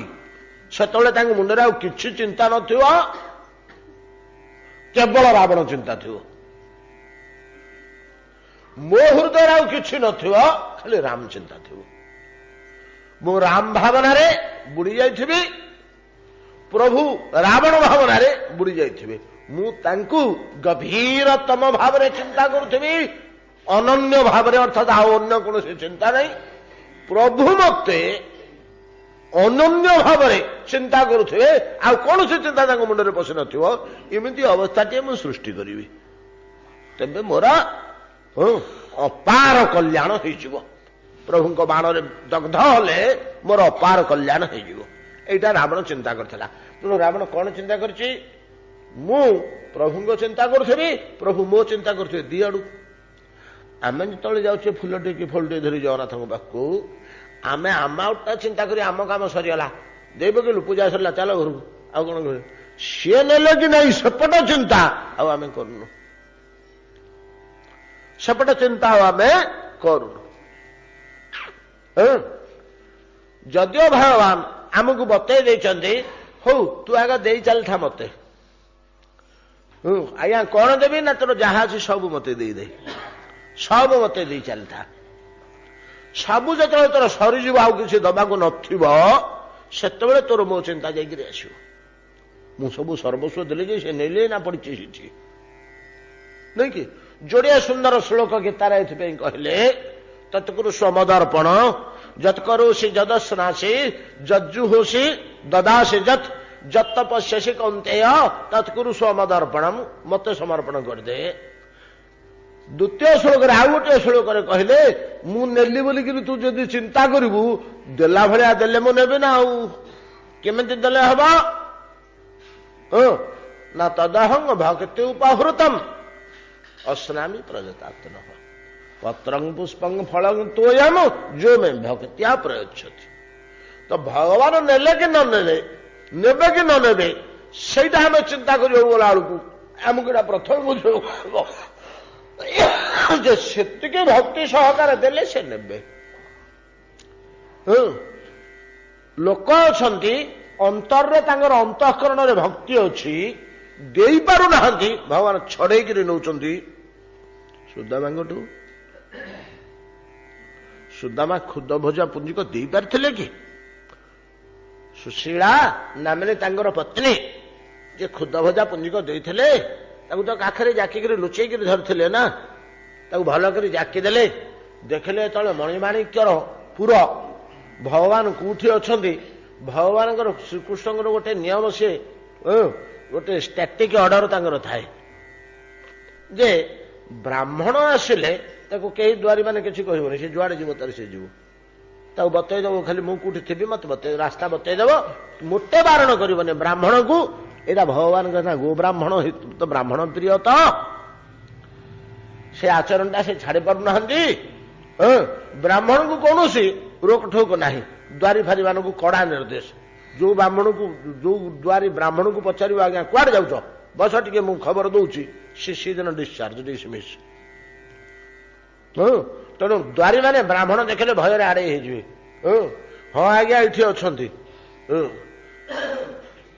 ଟିକେ ଖବର ଦବୁ ଆପଣ ତ ସିଧା ପଳେଇବେ ଖବର କଣ ଦରକାର ମୁଁ ଗଲେ ମତେ ଗାଳି ଦେବେ ଆପଣ ସିଧା ପଳାନ୍ତୁ କେହି କିଛି କହିବେନି ଆପଣଙ୍କୁ ସ୍ୱାଗତ କରିନେବେ ଆ ପ୍ରକୃତରେ ବ୍ରାହ୍ମଣ ଆସିଲେ ଅନ୍ତଃପୁରକୁ ଭଗବାନଙ୍କର ସ୍ୱାଗତ ବ୍ୟବସ୍ଥା ଅଛି ସିଧା ପଶିଗଲେ ସିଧା ପଶିଲା ବେଳକୁ ଭଗବାନ କଣ କରୁଛନ୍ତି ନା ରୁକ୍ମିଣୀଙ୍କ ପଲଙ୍କ ଉପରେ ଅନ୍ତଃପୁରରେ ରୁକ୍ମିଣୀଙ୍କ ପଲଙ୍କ ଉପରେ ବସିଛନ୍ତି ରୁକ୍ମିଣୀଙ୍କ ପଲଙ୍କରେ ଦି ଜଣ ଆଗ ବସି ମଧୁରାଳାପ କରୁଛନ୍ତି ରୁକ୍ମିଣୀ ଆଉ ଭଗବାନ ଶ୍ରୀକୃଷ୍ଣ ଅଷ୍ଟପାଠ ବୈଶିକ ଭିତରେ ଯେ ମୁଖ୍ୟା ପରମା ସେଦିନ ଆମେ ଆଲୋଚନା କରୁଥିଲେ ଶତକଡ଼ା 80-90 ଭାଗ ହଉଛନ୍ତି ଯେ ଲକ୍ଷ୍ମୀଙ୍କର ଅଂଶ ଆଉ ଅଷ୍ଟପାଠ ବଂଶୀ 7-8 ଭାଗ ଶତକଡ଼ା ତାଙ୍କ ସହିତ ବସି ଆଳାପ ଆଲୋଚନା ଯେମିତି ଦୂରରୁ ଦେଖି ପକେଇଲେ ସୁଦାମାଙ୍କୁ ଚିହ୍ନି ପକେଇଲେ ସାଙ୍ଗେ ସାଙ୍ଗେ ଦୌଡ଼ିକିରି ପଳେଇଲେ ପ୍ରଥମେ ମୁଣ୍ଡିଆଟେ ମାରିଦେଲେ ବ୍ରାହ୍ମଣ ପିଲାଟା ବ୍ରତ ହୋଇ ପଡିଛି ଭିତରେ ତ ମୁଣ୍ଡିଆଟିଏ ମାରିଲେ ଆଲିଙ୍ଗନ କରି ସଖା ବ୍ରାହ୍ମଣ ହେଲେ ମଧ୍ୟ ସଖା ଜ୍ଞାନ ରହିଛି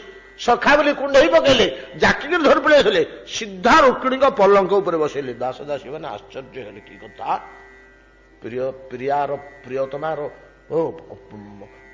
ପାଟବଂଶୀଙ୍କ ଭିତରେ ଯେ ଶ୍ରେଷ୍ଠ ମହାଦେବୀଙ୍କ ପଲଙ୍କ ଉପରକୁ ଚଢେଇ ଦଉଛନ୍ତି ଗୋଟେ ମୁଣ୍ଡକୁ ଏ କିଏ ହଉ ଏ କେଡ଼େ ପ୍ରିୟ ତାଙ୍କର ନିଜର ପତ୍ନୀର ଶଯ୍ୟାରେ ଅନ୍ୟକୁ ବସିବାକୁ ସୁଯୋଗ ଦେବା କେତେ ପ୍ରିୟ ବ୍ୟକ୍ତି ହେଲେ ଏଟା ସମ୍ଭବ ହବ ସେଠି ବସଉଛନ୍ତି ରୁକ୍ମିଣୀକି ପାଟି କରୁଛନ୍ତି ସୁବର୍ଣ୍ଣ ଝରିରେ ଅଳ୍ପ ଉଷୁମ ପାଣି ଶୀଘ୍ର ଆଣ ବିଶେଷ ସୁଗନ୍ଧ ସହକାରେ ତରବର ହେଇକି ରୁକ୍ମିଣୀ ଦୌଡୁଛନ୍ତି ପାଦ ଲମ୍ବେଇକିରି ବସ ସେଠି ଗୋଡ ହଲେଇବନି ରହ ମୋ କଥା ଶୁଣ ସ୍ଥାଣୁ ହେଇକିରି ବସିଛନ୍ତି ସୁଦାମା ଏଗୁଡା କଣ ପ୍ରଭୁ ମୁଁ ପୁରା ଜାଣୁଛି ଆପଣ ଅନନ୍ତ କୋଟି ବ୍ରହ୍ମାଣ୍ଡ ନାଥ ମୁଁ ମୋ ସ୍ତ୍ରୀ ଦି ଜଣ ଆଗ ଜାଣୁ ଏଟା କଣ କରୁଛନ୍ତି ପ୍ରଭୁ ଆପଣ ତମେ ଏଇଲେ କିଛି କହନି ରହ ମୋ କାମ ମୁଁ ସାରି ତମେ ମୋ ଘରକୁ ଅତିଥି ଆସିଛ ପୁରା ବ୍ରାହ୍ମଣ ଅତିଥି ମୋ ଡ୍ୟୁଟି କର୍ତ୍ତବ୍ୟ ମୁଁ କରିଦିଏ ତାପରେ କଥାବାର୍ତ୍ତା ତମେ ଚୁପ୍ ହେଇକିରି ବସ ହେଇଯିବେ ଚୁପ୍ ହେଇକିରି ସୁଦାମା ବସିଛନ୍ତି ନିଜ ହାତରେ ଭଗବାନ ରୁକ୍ମିଣୀ ପାଣି ଢାଳି ଦଉଛନ୍ତି ସୁବର୍ଣ୍ଣ ଝରିରେ ତଳେ ରତ୍ନ ଥାଳି ଥୁଆ ହେଇଛି ତା ଉପରେ ପାଦ ଥୋଇକିରି ବସିଛନ୍ତି ବ୍ରାହ୍ମଣ ପୀଠ ଉପରେ ରତ୍ନ ଥାଳି ଥୁଆ ହେଇଛି ତାପରେ ପାଦ ଦେଇକିରି ବସିଛନ୍ତି ବଡ କୋମଳ ଭାବରେ ପୋଛି ପୋଛି ଦଉଛନ୍ତି ମଝିରେ ମଝିରେ ବ୍ରାହ୍ମଣ ଚରଣ ଦେଖ ବୋଲି ପାଣି ଟିକେ ପାଟିରେ ପକାଉଛନ୍ତି ଇଏ କାମଟା ସରିଗଲା ପରେ ତାପରେ ଗପସପ ଆରମ୍ଭ ହେଲା ପିଲାଦିନର କଥା ସାଙ୍ଗସାଥି କଥା ପ୍ରଥମେ ବ୍ରାହ୍ମଣ ଅତିଥି ବ୍ରାହ୍ମଣର ମାନ୍ୟତା ପ୍ରଥମେ ପ୍ରଦାନ କଲେ ଭଗବାନ ଇଏ ଯେତେବେଳେ ଦେଖି ପକେଇଲେ ଏସବୁ ଘର ଦ୍ୱାର ସାଜ ସଜ୍ଜା ଖାଲି ରାଜକୀୟ ନୁହନ୍ତ ଅମରାବତୀ ନୁହଁ ଇନ୍ଦ୍ରଙ୍କର ଅମରାବତୀ ନୁହଁ ବୈକୁଣ୍ଠର ସମସ୍ତ ଆଜ୍ଞା ଯୋଉଠି ରୁକ୍ମିଣୀ ରହିବେ ରିଦ୍ଧି ସିଦ୍ଧି ଅଷ୍ଟନିଧିଆକ ସିଦ୍ଧି ସେବା କରିବେନି କଟିବେନି ଏ ଦାସ ଦାସୀ ଗୁଡା ଆଉ କିଏ ସ୍ୱୟଂ ବୈକୁଣ୍ଠେଶ୍ୱରୀ ଯେତେବେଳେ ଆସିଛନ୍ତି ସକଳ ରିଦ୍ଧି ସିଦ୍ଧି ନବନିଧି ଅଷ୍ଟ ସିଦ୍ଧି ନବନିଧି ସେବା କରନ୍ତି ସେଠି ବୈକୁଣ୍ଠରେ ଲକ୍ଷ୍ମୀ ଆଉ ବିଷ୍ଣୁଙ୍କୁ ସେମାନେ ମଧ୍ୟ ସମସ୍ତେ ଦେହ ଧାରଣ କରି ଆସିଛନ୍ତି ସେ ଯୋଉ ପ୍ରକାର ସଜା ହେଇଛି ଯୋଉ ପ୍ରକାର ପୁର ଦେଖିଦେଲେ ବୋଲି ଥରେ ମୁଁ ଏଇ ଯୋଉ ମଇଳା ଗାମୁଛାରେ ଖୁଦ ଭଜା ପୁଞ୍ଜି ବାହାରିଛି ବାନ୍ଧିଛି ଏଇଟା ବାହାର କରି ଦବାକୁ ତାଙ୍କୁ ବଡ ସଂକୋଚ ଲାଗୁଛି ଲଜ୍ଜା ଲାଗୁଛି ଫୁଲଟିକି ମୁଲଟେ ଆଣିଥିଲେ ହେଲେ ହେଇଥାନ୍ତା ବାଡିରୁ କଣ ପିଜୁଳି କି କମଳାଟେ ସେ ଗୋଟେ ଚଳି ଯାଇଥାନ୍ତା ଫଳ ବୋଲି ଏଟା ଅତି କଦର୍ଯ୍ୟ ଜିନିଷ କଣ କେମିତି ଦେବି କଣ କଲେ ଭଗବାନ ସେଠି ବୋଲେ ମୋ ପାଇଁ କଣ ଆଣିଛ ପାଟି ଫିଟି କହିପାରୁନାହାନ୍ତି ନିଶ୍ଚୟ ବାନ୍ଧବୀ ସୁଶୀଳା ସେ ମତେ ପଢୁଥିଲେ ନା ସେ ବି ପଢୁଥିଲେ ଯେ ଗୁରୁ ଗୃହରେ ପଢିଲା ବେଳେ ସୁଦାମା ପରବର୍ତ୍ତୀ କାଳରେ ସୁଶୀଳାଙ୍କୁ ବିବାହ କରିଛନ୍ତି ସୁଶୀଳା ନା ସେଇଭଳିଆ ତାଙ୍କ ନାଁଟା କଣ ଗୋଟେ ହଁ ସେଇ ସୁଶୀଳା କି ଏଇ ଟାଇପ୍ର ଏଇ ତିନିଟା ଅକ୍ଷର ଏମିତି ସୁ ଲାଗିକି ସୁମତି ସୁମତି ସୁମତି ହଁ ସୁମତି ତ ସେ ବି ଜାଣନ୍ତି ପିଲାଦିନଠୁ, ତେଣୁ କହିଲେ ନା ତମ ପିଲାଦିନର ସାଙ୍ଗ, ତମକୁ ଅନ୍ତର ଦେଇ ଭଲ ପାଉଥିଲେ, ବସିକି ବହୁତ ଆଳାପ ଆଲୋଚନା କଲେ, କରିବା କରୁ କରୁ ବୋଲେ କଣ ହେଲେ ଦେଇଥିବେ ନା ସୁମତି, ଓ ପିଲାଦିନର ସଖୀ, ମତେ କେଡ଼େ ଭଲ ପାଆନ୍ତି, ତୁମେ ଆସୁଛ, ଓ ନିଶ୍ଚୟ କଣ ହେଲେ ପଠେଇଥିବେ। ଛଡେଇକିରି ତା ଭିତରୁ ବାହାର କରି ଖାଇଲେ। ରହନ୍ତୁ, ଆମ ଦାସିଆ ବାରୁଟି ତାରି ସେଥିରେ ସମାନ। ଆଉ ଦାସିଆ ବାରୁଟି ତାର ସେଥିରେ। ଆମେ ଯୋଉ କହିଲେ ଯେ ଆମେ ନଡ଼ିଆ କଦଳୀ ଫୁଲ ଫଳ ନେଇକରି ଜଗନ୍ନାଥଙ୍କୁ ଦେଇକିରି ପଳେଇ ଆସୁଛେ, ସେ ନେଲେ କି ନ ନେଲେ ସେ ପାଖଟା ଆମେ ଆଉ ଚିନ୍ତା କରୁନେ, ଆମେ ଆମ ଡ୍ୟୁଟିଟା ସାରିଦେଲେ, ମୁଁ ଦେଇ ପକେଇଲି, ସେ ନେଲେ କି ନ ନେଲେ ସେ ବିଷୟରେ ଆମର ଚିନ୍ତା ନାହିଁ। ରାବଣ କିନ୍ତୁ ଉଭୟ ପଟର ଚିନ୍ତା କରିଛି। ଆମକୁ ଗୀତା କହୁଛନ୍ତି ଯେ ହଁ ସେ ନେବେ, ତୁମେ ଏଇଭଳିଆ ଦେଲେ ନେବେ, ଏଇଟା ହେଲା ଆମର ପ୍ରସ୍ତୁତି। ଆମେ ଦେଲାବେଳେ ଏଇ ଭାବରେ ଦବାକୁ ହବ। ଓ ଯୋଉମାନେ ଭକ୍ତିଆ ପ୍ରୟୋଚ୍ଛତି, ଭକ୍ତି ସହକାରେ ଦେଲେ ସେ ନେବେ। ଆମେ ଯେତେବେଳେ ପ୍ରଭୁ ନେଲେ କି ନ ନେଲେ ଚିନ୍ତା କରିବା, ସେତେବେଳେ ଭକ୍ତି ସହକାରେ ଦବା। ସେ ଭକ୍ତିଟା ଦାସିଆ ବାରୁର କେତେ ଗାଢ ଯେ, କିନ୍ତୁ ଭଗବାନ ଛଡେଇକିରି ନେଲେ ସୁଦାମାଙ୍କଠୁ। ଇଏ ବ୍ରାହ୍ମଣ ହାତରେ ପଠେଇ ଦେଇଛନ୍ତି ଗୋସେଇ ମହାପ୍ରଭୁ, ଆପଣ ଖାଲି ନଡ଼ିଆଟି ବଢେଇ ଦେବେ, କହିବେ ଦାସିଆ ଦେଇଛି। ସେ ଯଦି ହାତ ବଢେଇକିରି ବଡ ଦାଣ୍ଡରୁ ନେବେ ତାହେଲେ ଦେବେ, ନହେଲେ ଫେରି ଆଣିବେ। ସୁଦାମାଠୁ ଛଡେଇକିରି ନେଲା ଭଳିଆ ନା। ଆଉ ନଡ଼ିଆଟା କଣ ମନ୍ଦିର ଭିତରକୁ ପଶିଛି କି ଦାସିଆର? ନୀଳଚକ୍ରରୁ ହାତ ଆସିଥିଲା ନା। ଆଉ ବୋଲେ କିମ୍ବଦନ୍ତୀ ଶୁଣିବାକୁ ମିଳେ। ଆଉ ମୁଁ ଅଛ ବଲକ ତ ମୁଁ ଭିତରକୁ ଯିବାକୁ ହବନି, ମୋ ନଡ଼ିଆ ମଧ୍ୟ ଭିତରକୁ ଯିବ, ଏଟା ମାରା ନଡ଼ିଆ, ଏଟା ଭିତରକୁ ଯିବାକୁ ହବନି। ବାହାର ପଟରୁ ବଡଦାଣ୍ଡରୁ ବଢେଇବେ। ସେ ଯଦି ହାତ ବଢେଇକିରି ବଡଦାଣ୍ଡରୁ ନେବେ ଟାଣିକିରି, ତାହେଲେ ଛାଡ଼ିଦେବେ। ନାଇଁ ଯଦି ହାତ ବଢେଇକିରି ନ ନେବେ ଫେରେଇ ଆଣିବ। ଆଉ ନନ୍ଦ ସାମନ୍ତେ ହଁ ରେ ଦାସିଆ ବୋଲି କହିଲେ। ପାଗଳାମୀ ଦାସିଆର ବୋଲିକିରି ବୁଝିଲେନି, କାହିଁକି? ତଦ୍ରୂପ ଭକ୍ତିଠୁ ଆରମ୍ଭ କରି, ଏଇ ଭାବନାଠୁ ଆରମ୍ଭ କରି ତା ଉପରକୁ ତା ଉପରକୁ ତା ଉପରକୁ ତା ଉପରକୁ ମୁନି ଋଷିମାନେ ଭକ୍ତିର ଯେତେ ସ୍ତର ଦେଖେଇଛନ୍ତି, ଅନ୍ତିମ ସ୍ତର ବ୍ରଜବିଳାସିନୀ ମାନଙ୍କର ବ୍ରଜବିଳାସ ଭଗବାନ ଶ୍ରୀକୃଷ୍ଣଙ୍କ ସହ ଓ ଚରମ ବିଳାସ ଅଙ୍ଗ ସଙ୍ଗ, ନାଇଁ କି? ଚରମ ବିଳାସ ଅଙ୍ଗ ସଙ୍ଗ ବ୍ରଜବାଳିକା ମାନଙ୍କର କୋଟି ବ୍ରହ୍ମାଣ୍ଡ ନାଥ ସହ ଅଙ୍ଗ ସଙ୍ଗ ହିଁ ଚରମ ବିଳାସ। ସେଇ ଶବ୍ଦ ଟିକେ ଖଞ୍ଜି ଦେଇକିରି ଅକ୍ରୁର ସେଇ ସ୍ତରକୁ ନିଜେ ପଳଉଛନ୍ତି ମାନସ ସ୍ତରରେ। ଭଗବାନ ଏଇ ଜନ୍ମରେ ଏଇ ଅବତାରରେ ଦବାକୁ ଆସିଛନ୍ତି, ଅନ୍ୟ କୌଣସି ଅବତାରରେ ଏଇ ଜିନିଷଟା କାହାକୁ ଦେଇନାହାନ୍ତି। ଯେତେବେଳେ ତାଙ୍କ ପକେଟରେ ମାଲ ଅଛି ସେତିକି ବେଳେ ମାଗି ନେଇଗଲେ ଚଳିବ ନା। ଆଉ ପକେଟ ଖାଲି ହେଇଗଲା ବେଳେ ସେ ରାମ ଅବତାର କି ନୃସିଂହ ଅବତାର ଦେଲେ ଇଦରୁ କଣ ଦେବେ? ରାମ୍ପୁଡ଼ି ତ ଦେବେ ପାଖକୁ ଗଲେ, ନୃସିଂହ ଅବତାର ହେଇଥିଲେ। ଜଣେ ଜଣେ ନଖ ରଖିଛନ୍ତି। ତେଣୁ ଏ ଅବତାରରେ ଭଗବାନ ତ ନିଜକୁ ବାଣ୍ଟି ଦଉଛନ୍ତି, ନିଜକୁ ବାଣ୍ଟି ଦଉଛନ୍ତି। ଏଇ ଅବତାରରେ ଯଦି ଆମେ ତାକୁ କିଛି ସଂଗ୍ରହ କରି ନେଇଥିବା, ଏ ଅବତାରକୁ ବଦଳି ଗଲେ ଅନ୍ୟ ଅବତାରରେ ଏଇ ବସ୍ତୁଟା ମିଳିବ ନାହିଁ। କୁ ଅବତାରରେ କଣ ଦେଇଛନ୍ତି ଭଗବାନ? କୁ ଅବତାରରେ କଣ କୃପା କରିଛନ୍ତି? ଏ ଅବତାରରେ ଜୀବମାନଙ୍କ ପ୍ରତି କୃପା ନିଅ, ମତେ ଭୋଗ କର। ମୋଠୁ ବଳକା ସୁନ୍ଦର, ମୋଠୁ ବଳକା ରୁଚିର, ମୋଠୁ ବଳକା ମଧୁର ଆଉ ତ କିଛି ନାହିଁ ରେ ପିଲେ। ତମେ ରୁଚିର ମଧୁର ପଦାର୍ଥ ତ ଭୋଗ କରିବାକୁ ଭଲ ପାଅ। ମୋଠୁ ବଳକା ମଧୁର, ମୋଠୁ ବଳକା ରୁଚିର ଆଉ କିଏ ଅଛି କି? ଆଉ କିଏ? ନିଅ ମତେ ଭୋଗ କର। ଗୋଟିଏ ଚାନ୍ସ ମିଳିଛି। ଏତିକି ବେଳେ ଯିଏ ଯେମିତି ଝାମ୍ପେ ନେବେ। କିଏ ନେଇଛନ୍ତି? ଯୋଉମାନେ ସେ ସ୍ତରରେ ଅଛନ୍ତି, ଯିଏ ବୁଝିଛନ୍ତି, ଯାହାର ସେ ଅଧିକାର ଅଛି, ସେ ନେଇଛନ୍ତି ଭଗବାନଙ୍କୁ, ମନ ଇଚ୍ଛା ଭୋଗ କରିଛନ୍ତି। ସେମାନେ ସବୁ ବ୍ରଜ ବାଳିକାର ରୂପରେ ନିଜକୁ ସଜେଇ ଗୋଟିଏ ବର୍ଷ ତପସ୍ୟା କରି କାତ୍ୟାୟନ ମୁନିଙ୍କ, କାତ୍ୟାୟନ ନାହିଁ ମ, ଦୁର୍ବାସା ମୁନିଙ୍କ ମନ୍ତ୍ର ପାଇ କାତ୍ୟାୟନୀ ବ୍ରତ କରି ଗୋଟିଏ ବର୍ଷ ସାଧନା କରି, ଏଟା ଅନ୍ତିମ ଜିନିଷଟା। ବାଣଟି ତାଙ୍କର ସାଧନା ସବୁ ସରିଯାଇଛି, ଏଇଟା ଖାଲି ନିଆଁ ଚେଙ୍ଗିବା କଥା ବାଣରେ। ବାଣ ତିଆରି ହେଇକରି ଥୁଆ ହେଇଛି ରେଡି ହେଇକରି, ଖାଲି ଅଗ୍ନି ସଂଯୋଗ ଦରକାର। ଇ ବର୍ଷଟି ହଉଛି ତାଙ୍କର ଅଗ୍ନି ସଂଯୋଗ। ତ ଗଚ୍ଛିତ ସାଧନ, ଗଚ୍ଛିତ ସିଦ୍ଧି ବର୍ତ୍ତମାନ କ୍ରିୟାନ୍ୱିତ ସଫଳୀକୃତ ହେବାକୁ ଯାଉଛି। ଏଇ ବର୍ଷଟିର କାର୍ଯ୍ୟ ହଉଛି ୟା, ବାଣରେ ଅଗ୍ନି ସଂଯୋଗ କଲା ଭଳିଆ ହେଲା ପରେ ସେମାନେ ପାଇଯାଇଛନ୍ତି।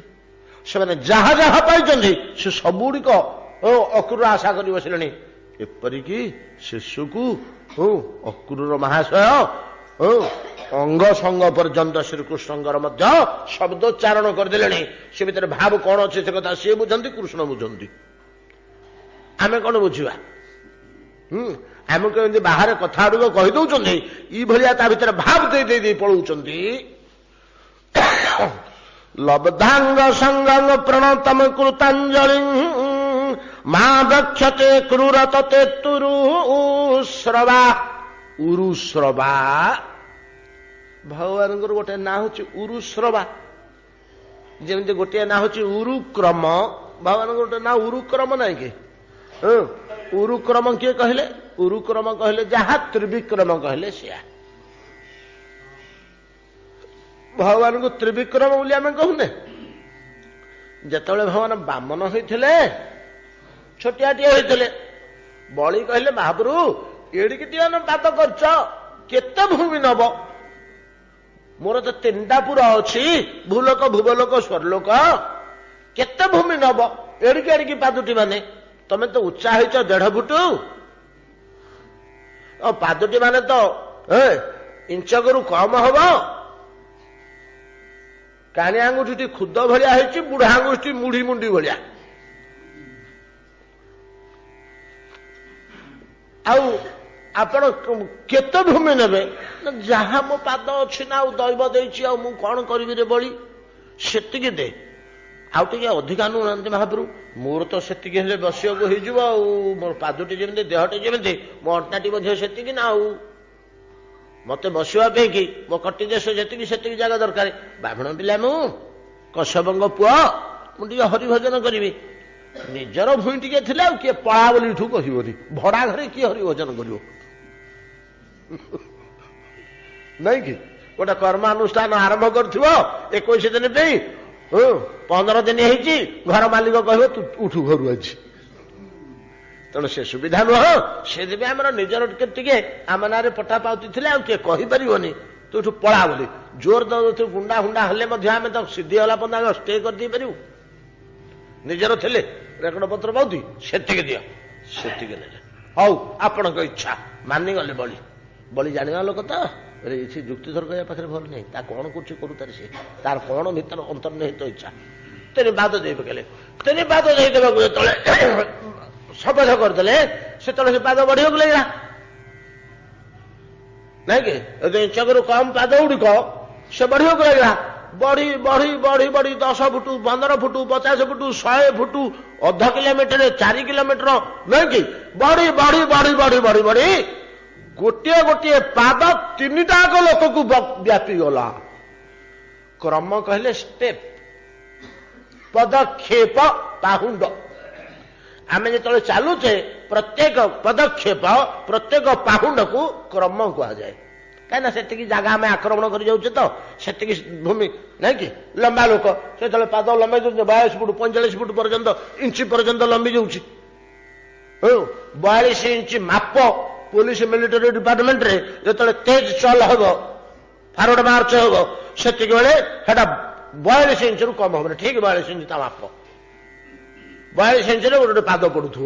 ଆଉ ଲମ୍ବା ଲମ୍ବା ଲୋକମାନେ କ୍ଷିପ୍ର ଗତିରେ ଯୋଉମାନେ ଚାଲନ୍ତି, ତାଙ୍କର 45 ଇଞ୍ଚ ପର୍ଯ୍ୟନ୍ତ ପଦକ୍ଷେପ ହୁଏ। ତାକୁ କ୍ରମ କହନ୍ତି। ସେତିକି ଭୂମି ଆକ୍ରମଣ କରି ଯାଉଛି ସେ ପ୍ରତି ପଦକ୍ଷେପରେ। ଭଗବାନ ତ୍ରିବିକ୍ରମ, ଭୂ ଭୁବ ଲୋକ 3ଟାକ ଲୋକକୁ ଗୋଟେ ପାଦରେ ଆକ୍ରମଣ କରିଗଲେ ବୋଲି ତାଙ୍କ ନାଁ ହେଲା ତ୍ରିବିକ୍ରମ। ସେଇ ନାଁଟା ହଉଛି ଉରୁକ୍ରମ। ଉରୁକ୍ରମ କହିଲେ ଉରୁ ପ୍ରଚୁର, ଉରୁ କହିଲେ ପ୍ରଚୁର, ଏଠି କହିଲେ ଉରୁଶ୍ରବା। ଉରୁକ୍ରମ ଶବ୍ଦଟା ବୁଝେଇଦେଲେ ଆପଣ ଉରୁ ଶବ୍ଦଟାର ମୂଲ୍ୟ ବୁଝିଯିବେ।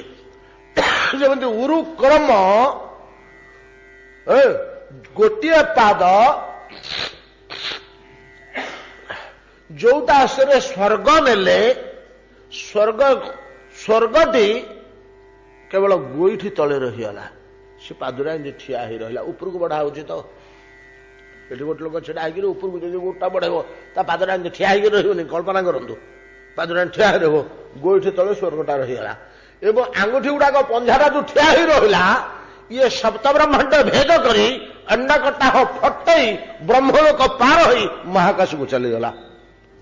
ମହାକାଶରେ ଥିବା ଜଳ ରାଶି, କାରଣ ଜଳ, ସେ କଣା ଦେଇକିରି ସେ ପାଦ ବାଟେ ଝରିଲା, ତାରି ନା ଗଙ୍ଗା। ତାକୁ କାରଣ ବାରି ସେଥିପାଇଁ ବୋଲି କୁହାଯାଏ। ଯୋଉ କାରଣ ସାଗରରୁ କାରଣ ବାରି ଝରିଗଲା। ତ ଏଇଭଳିଆ ଉରୁକ୍ରମ, ଉରୁ କହିଲେ କେତେ ବଡ ବିସ୍ତାର, ଏଥର ବିଚାର କରନ୍ତୁ। ସପ୍ତ ବ୍ରହ୍ମାଣ୍ଡ ପାର ହେଇକିରି ଆହୁରି ପାର ହେଇକିରି ପଳଉଛି ମହାକାଶକୁ, ଅନ୍ତରିକ୍ଷକୁ। ଆରେ ଅନ୍ତରିକ୍ଷ କୁହାଯିବନି, ଆମେ କହୁଛେ ଅନ୍ତରିକ୍ଷ ମହାକାଶ ଗୁଡା ସବୁ ଭିତରର, ବ୍ରହ୍ମଲୋକ ଭିତରର। ହଡ଼ା ତ ନିତ୍ୟ ଜଗତ, ଚିନ୍ମୟ ଜଗତକୁ ଆଉ କଣ। ସେଇଭଳିଆ ଭଗବାନ ହଉଛନ୍ତି ସ୍ୱୟଂ ଉରୁ ଶ୍ରବା।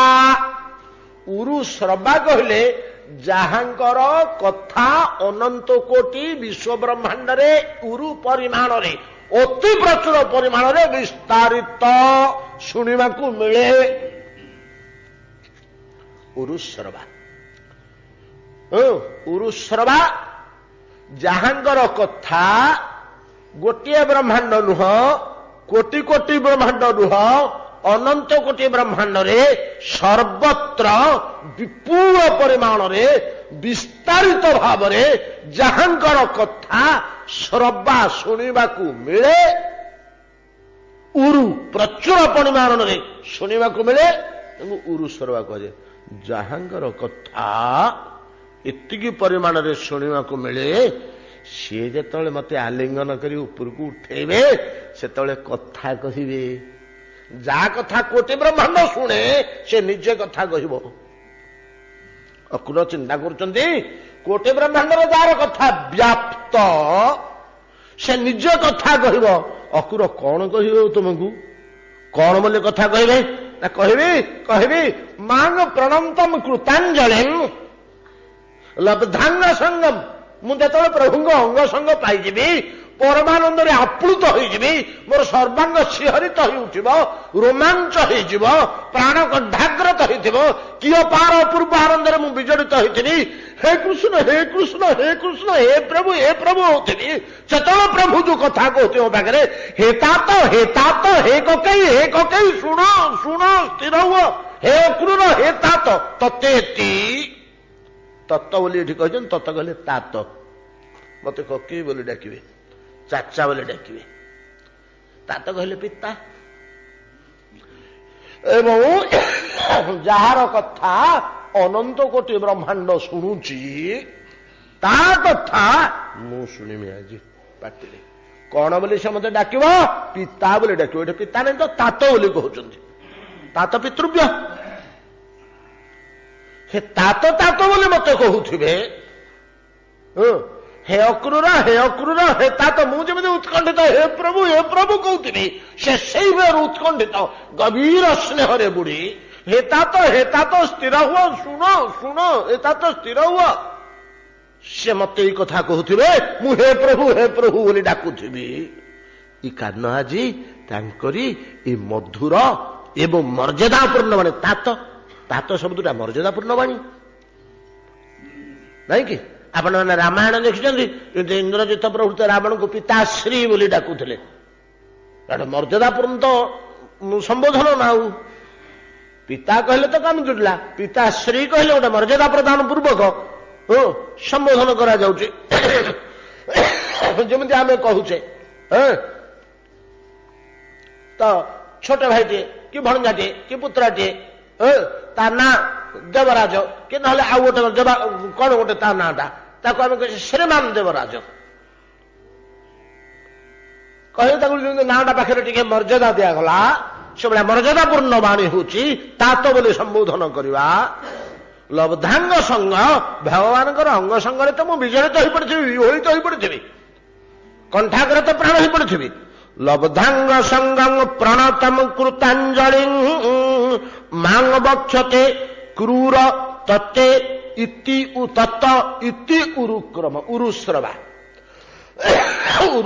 ଭଗବାନ ଯାହାଙ୍କ କଥା ଅନନ୍ତ କୋଟି ବ୍ରହ୍ମାଣ୍ଡରେ ବିସ୍ତାର ତାହାଙ୍କର କଥା ମୁଁ ଆଜି କାନରେ ଶୁଣିବାକୁ ପାଇବି। ସେ କଣ ବୋଲି ମତେ ସମ୍ବୋଧନ କରୁଥିବେ? ହେ ଅକ୍ରୁର, ହେ ଅକ୍ରୁର, ହେ ତାତ, ହେ ତାତ, ମତେ ପିତା ବୋଲି ସମ୍ବୋଧନ କରୁଥିବେ, ପିତୃବ୍ୟ ବୋଲି ସମ୍ବୋଧନ କରୁଥିବେ, କକେଇ ବୋଲି ମର୍ଯ୍ୟାଦାପୂର୍ଣ୍ଣ ସମ୍ବୋଧନ କରୁଥିବେ। କାନରେ ଆଜି ତାହାଙ୍କର ମୁଖ ନିଃସୃତ ମଧୁମୟ ବାଣୀ ମୁଁ ଶୁଣିବାକୁ ପାଇବି ବୋଲି ଅକ୍ରୁରା ମନରେ କଳ୍ପନା କରୁଛନ୍ତି। ତା ପରବର୍ତ୍ତୀ ପାଦରେ ଅକ୍ରୁର କଣ କହିବେ ଆସନ୍ତାକାଲି ଦେଖିବା। ଏତିକିରେ ଆଜି ଭାଗବତ ବିଶ୍ରାମ କରନ୍ତୁ। ଏକାଦଶୀ ଆଜି ମୁଁ ଦେଖିପାରିନି କାଲି କେତେବେଳେ ହବ ଇଏଟା। ଆରେ ଦେଖିବ ଟିକେ କାଲି କେତେବେଳକୁ ଅଛି ପାରଣ। ପାଜିଟା ଥିବ ଟେବୁଲ ଉପରେ, ଓଡ଼ିଆଟାରେ ନଥିଲେ ବଙ୍ଗଳାଟା ଦେଖ, ବଙ୍ଗଳାରେ ଥିବ ନିଶ୍ଚୟ। ଭଜନିତାୟ ଗୌର ରାଧେ ଶ୍ୟାମ ଜପ ହରେ କୃଷ୍ଣ ହରେ ରାମ ভজনিতায় গৌর রাধে শ্যাম জপ হরে কৃষ্ণ হরে রাম ভজনিতায় গৌর রাধে শ্যাম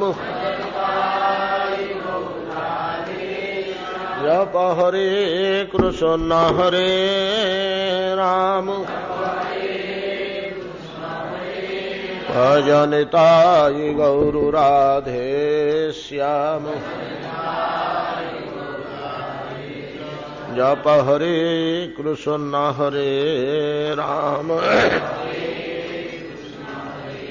ভজনিতায় গৌর রাধে শ্যাম জপ হরে কৃষ্ণ হরে রাম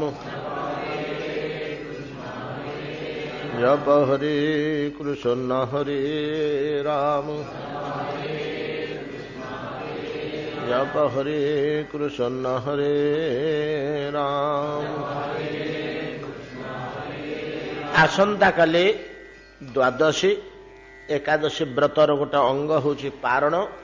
ଦିନ ବା ସକାଳ 10ଟା ପରେ ଅନ୍ନାଦି ପାରଣ 10ଟା ପରେ, 10ଟା ପୂର୍ବରୁ ହବନି, 10ଟା ପରେ। बोलिए श्रीमद् भागवत महापुराण की जय।